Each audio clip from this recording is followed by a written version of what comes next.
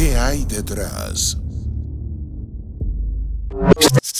En esta plataforma analizamos los hechos y o las figuras públicas desde una perspectiva crítica, original e innovadora. Decimos lo que nadie se atreve a decir. Siento que la barba te está cogiendo fuego ahora. Yo siento la gloria de papá. No, líder, predicadores ministrando arrebatados. No, líder. Tengo miedo, tengo miedo. ¿Qué tal, amigos y amigas de este su espacio? ¿Qué hay detrás? En esta ocasión nos encontramos en nuestro estudio de edición, desde donde compartiremos con ustedes nuestro contenido, titulado ¿Qué hay detrás de los Rabacucu?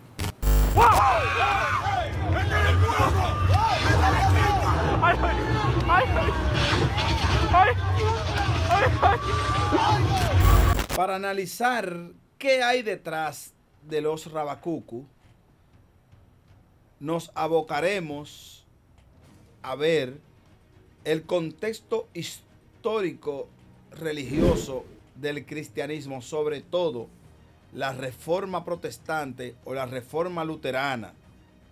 En un segundo momento vamos a analizar qué son los Rabacucu, quiénes son los Rabacucu, y en un tercer momento pues ya determinaremos qué hay detrás de los Rabacucu. El primer aspecto crítico de este contenido del día de hoy, como bien hemos dicho, lo es el contexto histórico de la reforma protestante o la reforma luterana. Bueno, el protestantismo religioso surge de la reforma protestante o reforma luterana, como se le quiera llamar, y se le llama reforma luterana en honor a Martín Lutero.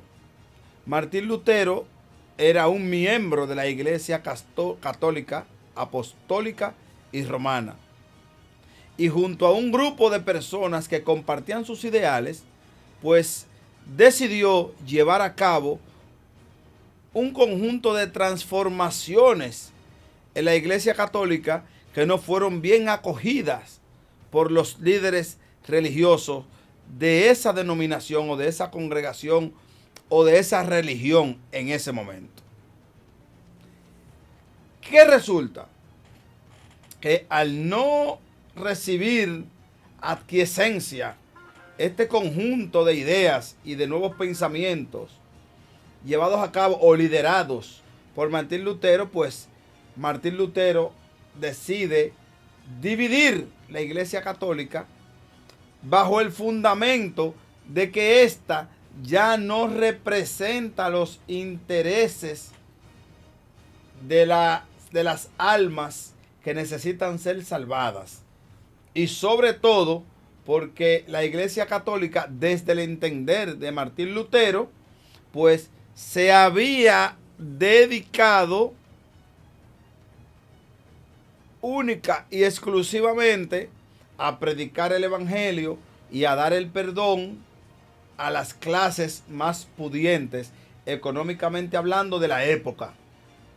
En pocas palabras, Martín Lutero entendía que había un clasismo religioso en la Iglesia Católica del siglo XVI.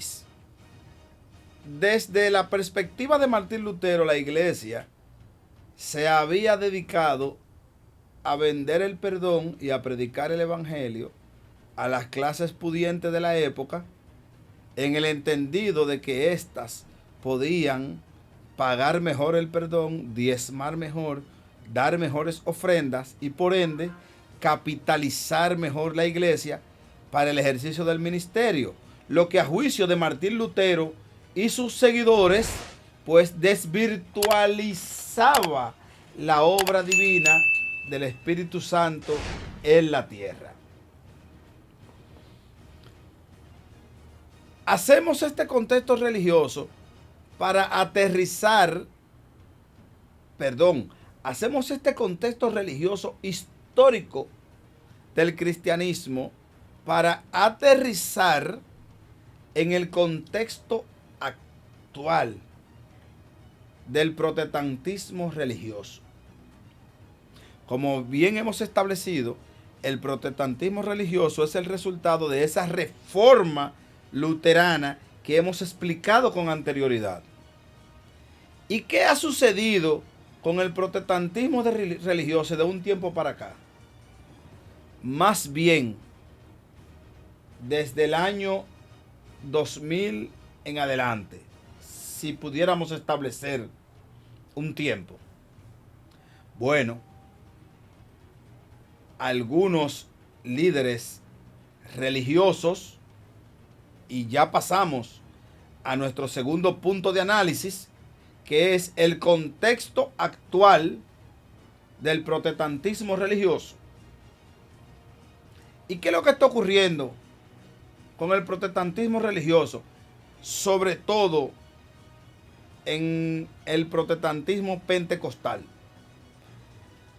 Bueno, que el principal liderazgo de esta denominación religioso-cristiana se ha concentrado, se ha centrado, se ha especializado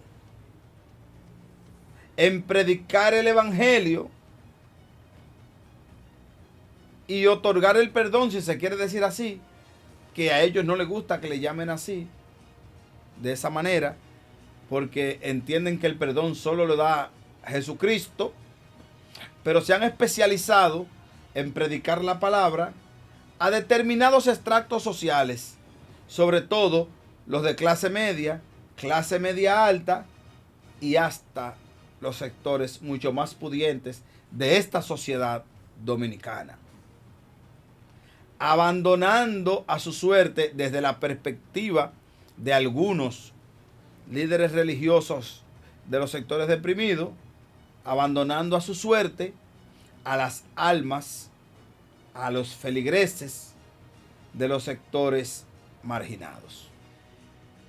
Estos líderes religiosos a los que nos hemos referido con anterioridad, pues han copado, si se quiere decir así, los medios tradicionales como la radio, la televisión y hasta la prensa.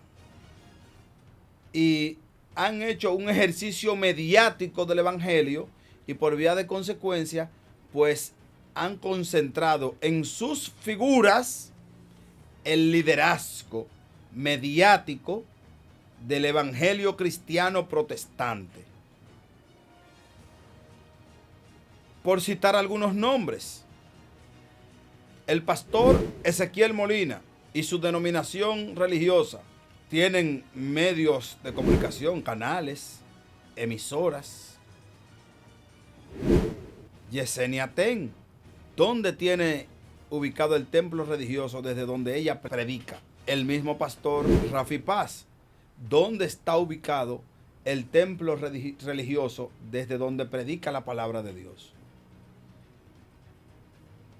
Y así un conjunto de líderes religiosos que se han concentrado, no lo digo yo, sino algunos líderes religiosos de las clases deprimidas, de los barrios deprimidos, se han concentrado en las clases más pudientes al predicar el evangelio. Pero ¿qué resulta? Se presentó la pandemia del COVID-19 y como reza un dicho popular por ahí, no hay mal que por bien no venga. Ustedes todos sabrán que con la pandemia del COVID-19 pues hubo una disposición de confinamiento prácticamente total de la sociedad global, incluyendo la República Dominicana. Y esto condujo a prohibir los cultos y servicios religiosos y misas de la Iglesia Católica. Pues estos líderes religiosos de la clase oprimida de los barrios marginados quedaron sin espacio para predicar la palabra de Dios. Y esas almas quedaron desprovistas de la palabra de Dios durante un tiempo. ¿Y qué fue el único medio, o cuál fue el único medio que quedó para esos líderes religiosos y esas clases oprimidas, ávidas de la palabra del Espíritu Santo? O las redes sociales. Y ahí surgen los denominados rabacucus. Ahí surgen los denominados o conocidos en las redes sociales como los rabacucus. Y ahora daremos paso a explicar qué son y quiénes son los rabacucus y cómo surgen en esta era del cristianismo religioso de clase media alta, o mejor dicho, del clasismo religioso. Los rabacucus, en medio de la pandemia y sus múltiples restricciones que impidieron los cultos presenciales en las iglesias y las misas, se ven obligados a hacer uso de los medios digitales porque no tenían acceso a los canales de televisión, a las emisoras de radio y a otros medios tradicionales, a lo que sí estaban en poder, o los que sí estaban en poder del liderazgo religioso de los sectores más pudientes, para ellos poder llegar a su feligresía. Y tenemos que decir que ellos comenzaron a hacer uso de estos medios de manera inconsciente, y si se quiere decir así, hasta de manera ingenua. Pero como las redes sociales, o mejor dicho, los medios digitales, son de alcance global y no discriminan entre una persona y otra, pues todos conocimos del mensaje, de la doctrina, de la prédica de los rabacucus en medio de la pandemia. Mensaje, doctrina y prédica que está y estaba orientada a reafirmar lo que desde su punto de vista es la sana doctrina y a establecer una distancia abismal con ese liderazgo religioso de las clases más pudientes y ellos, por entender que ese liderazgo, al igual que el liderazgo de la Iglesia Católica del siglo XVI, se ha divorciado del mandato divino de predicar la palabra a los más pobres y a los menos pudientes, y que ellos sí lo están y lo estaban haciendo en ese momento. Pero ya hemos analizado cómo incursionan los rabacucus en el mundo público. Ahora tenemos que preguntarnos, ¿qué son los rabacucus? Se le está hablando que no somos rabacucu. Felipe no es rabacucu. Soporte mi locura, no es rabacucu. ¿Y qué es lo que son? ¿Quiénes son los rabacucus? Y para esto tenemos que responder teórica y conceptualmente al término rabacucu. Y luego de indagar, de investigar, de profundizar, de escudriñar diferentes textos descriptivos de la etimología de las palabras, pues nos encontramos con que rabacucu se refiere a algún grupo religioso, corriente religiosa, denominación religiosa que habla en un lenguaje o en una lengua difícil de descifrar y que además considera a aquellas personas que no profesan su fe o que difieren en algún punto sobre su fe como personas diabólicas o personas hijas del diablo. Por eso no será extraño ustedes escuchar al pastor, si se le puede llamar pastor, Adrián, ¿verdad? Que es mejor conocido como el Faraón, y hasta al propio Felipe decir, fulano de tal es un hijo del diablo. En el entendido de que esa persona desarrolla alguna conducta o tiene algunas expresiones contrarias a lo que ellos profesan. Debemos recordar que son Felipe y Soporte Mi Locura los que posicionan esta prédica, este tipo de evangelio, este tipo de enseñanza religiosa a través de los medios digitales. Y a partir de ellos dos, pues sale a la luz el pastor Adrián, que era el jefe de la confraternidad por la sana doctrina, o es el jefe, de donde se desprendieron estas dos personas que hemos mencionado anteriormente. Y después de ahí vino la pastora Wendy, que es mi amiga, con quien compartí espacio laboral en una importante empresa de telecomunicaciones de este país, y que ahora es una influencer religiosa de las redes sociales. Y le siguen también, digamos, otros líderes religiosos.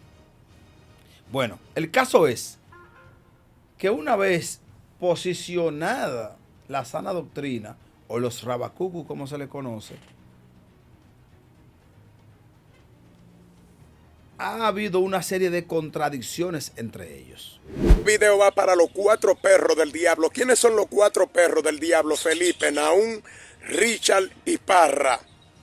Nahum, tú sabes en lo que tú estabas con Loli, Nahum, pero el adulterio que Nahum estaba cometiendo con Loli. Lo que está a la vista, te dije que no necesita espejuelo.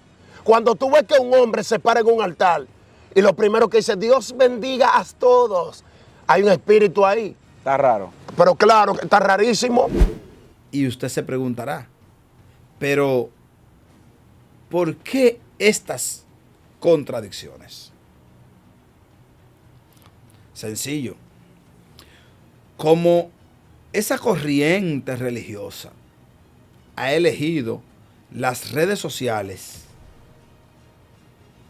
como el medio, como el mecanismo, como el vehículo a través del cual hacen llegar su doctrina, su enseñanza, su mensaje, ya no solo a su feligresía, sino a toda la comunidad digital, pues no pueden quedarse exentos de la realidad de las redes sociales, cuando las redes sociales per se son un espacio de contradicción, sobre todo en la República Dominicana. Para poder sobrevivir, tienen que entrar en contradicción. Y a eso responden esas contradicciones.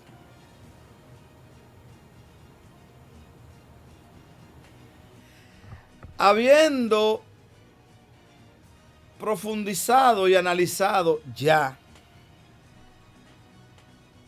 en el contexto histórico del protestantismo cristiano religioso y el contexto actual, así como en el concepto y teoría de qué son los rabacucu y quiénes son los rabacucu, cómo surgen, cómo se desarrollan. No, pues esto nos conduce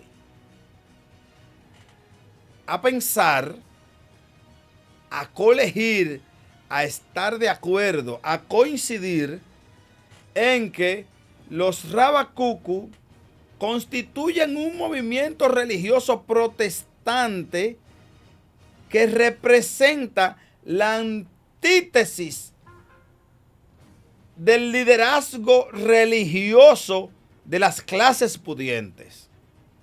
Dicho en otras palabras, representan los Rabacucu, o yo le hago la pregunta, representan los Rabacucu la reforma protestante dentro del mismo protestantismo cristiano religioso del siglo XXI. Estamos frente a una abstracción de lo que ocurrió en el siglo XVI con Martín Lutero y la Iglesia Católica, ahora protagonizado por los Rabacucu o el movimiento Rabacucu y el liderazgo religioso cristiano de las clases pudientes.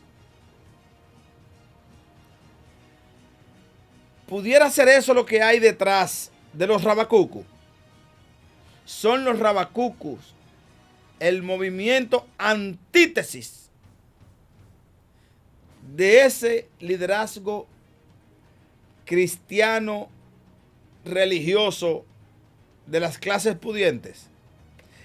Estamos en medio de una lucha de clases a lo interno del protestantismo religioso, sobre todo en lo que se refiere a la iglesia pentecostal. Dejo estas reflexiones en ustedes luego de este análisis. Espero sus comentarios. Recuerden suscribirse, compartir, darle like si te gusta este video, y cualquier opinión que tengas sobre este contenido, sea positivo o negativo, lo puedes dejar en la caja de comentarios. Síguenos en nuestras redes sociales, en Instagram y en Facebook como @¿Qué hay detrás RD? ¿Qué hay detrás?